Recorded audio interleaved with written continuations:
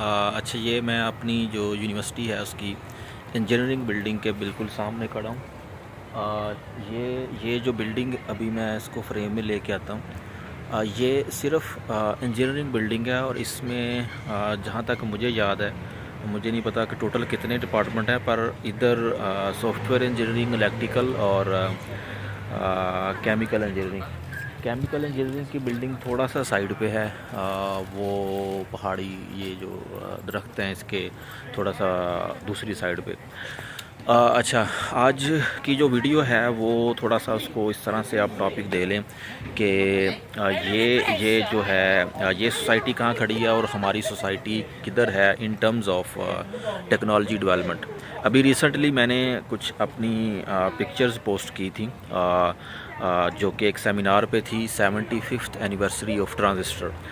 اب جو engineering student ہیں، اسپیشلی الیکٹرانکس، میکاٹرونکس، میکینیکل اور ایون سی ایس کے جو اسٹوڈنٹس ہیں، انہیں آئیڈیا ہوگا کہ ٹرانزسٹر کیا ہے۔ باقی جو اسٹوڈنٹس ہیں، باقی جو لوگ ہیں، انہیں میں بتا دیتا ہوں۔ ٹرانزسٹر ایک چھوٹی سی چپ ہوتی ہے، آئی سی ہوتی ہے، جس کو آپ ڈفرینٹ الیکٹرانکس اپلائنسز کے لیے یوز کرتے ہیں، اس کی مینوفیکچرنگ کے لیے۔ اکثر آپ نے دیکھا ہوگا کہ ایک گرین کلر کی پرنٹڈ سرکٹ بورڈ ہوتا ہے، تو اس کے اندر بہت سارے ٹرانزسٹرز ہوتے ہیں، جس کو آپ ڈفرینٹ کمبینیشنز بنا کے وہ سرکٹ ڈیزائن کرتے ہیں۔ اب وہ جو ٹرانزسٹر ڈیزائن ہوا تھا، یونیورسٹیز جو ہیں اس کی اینیورسریز جو ہیں وہ سیلیبریٹ کرتی ہیں۔ یہاں پہ بھی ایونٹ تھا، اور اس ایونٹ میں انہوں نے ایشیا سے کچھ لوگ بلائے ہوئے تھے، جاپان سے اسپیشلی، یورپ سے تھے، اور یورپ جو ان کی یورپین کنٹریز ہیں وہاں سے کچھ ایکسپرٹ تھے، اور وہ ایکسپرٹ بھی ایسے تھے جو 60+ ایج کے تھے، یعنی وہ اپنی سٹارٹ کی ارلی 20s ایج کی جو ایکسپیرینس ہے ریلیٹڈ ٹو ٹرانزسٹر وہ شیئر کریں گے،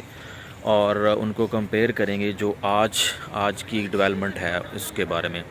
تو بہت ہی انٹرسٹنگ ایک نیا اسپیکٹ جو ہے مجھے وہاں سے سیکھنے کو ملا، اور میں نے سوچا کہ آپ لوگوں کے ساتھ بھی یہ چیز شیئر کروں۔ تو بیسیکلی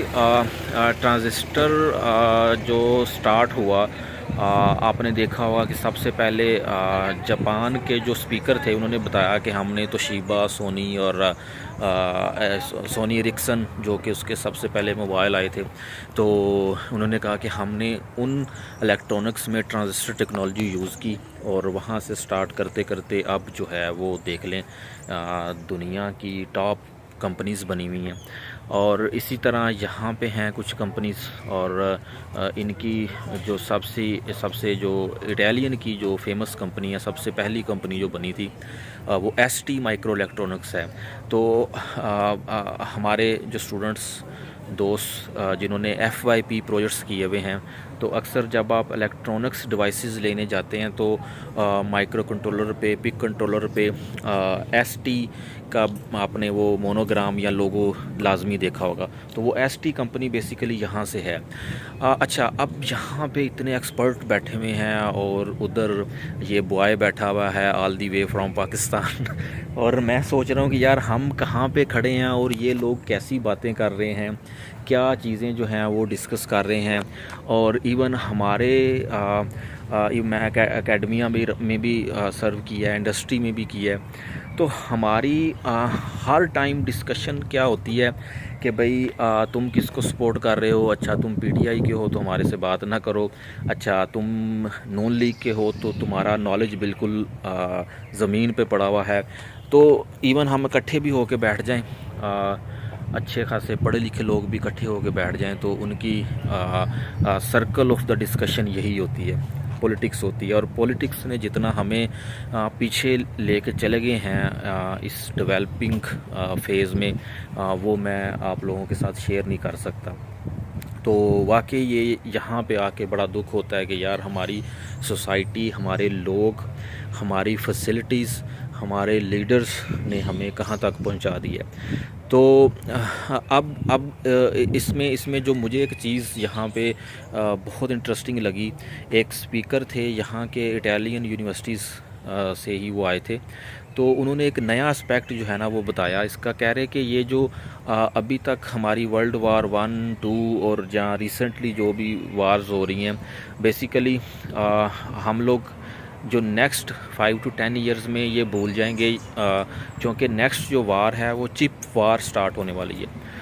چپ ایک آئی سی کو ہی کہتے ہیں، تو اس کا جو ٹائٹل بھی تھا چپ وار۔ تو اس میں اس نے یہ کہا کہ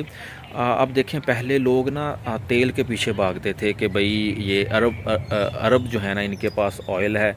اور آپ نے دیکھا ہوگا کہ عراق، شام اور جہاں جہاں پہ آئل کے ذخائر تھے ان کنٹریز کا کیا حشر کیا انہوں نے، ایون یو ایس نے۔ تو وہ کہہ رہا تھا کہ یہ جو چیز ہے نا یہ تو ایک معمولی سی چیز رہ جائے گی، کیونکہ نیکسٹ چپ وار سٹارٹ ہونے والی ہے، کیونکہ آلریڈی یہ جو یورپین سوسائٹی ہے، ایون یو ایس ہے، ٹیسلا آپ نے دیکھا ہوگا، جاپان ہے، چائنا ہے، تو وہ الیکٹرسٹی پہ شفٹ ہو گئے ہیں، ٹوٹلی الیکٹرسٹی پہ وہ شفٹ ہونے جا رہے ہیں۔ کیونکہ انہیں بھی پتہ ہے کہ ہو سکتا ہے کہ آنے والے 10-20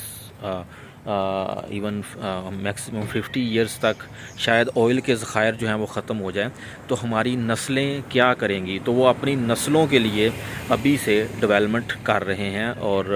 الیکٹرسٹی پہ شفٹ ہو رہے ہیں، اور اس الیکٹرسٹی کی جتنی بھی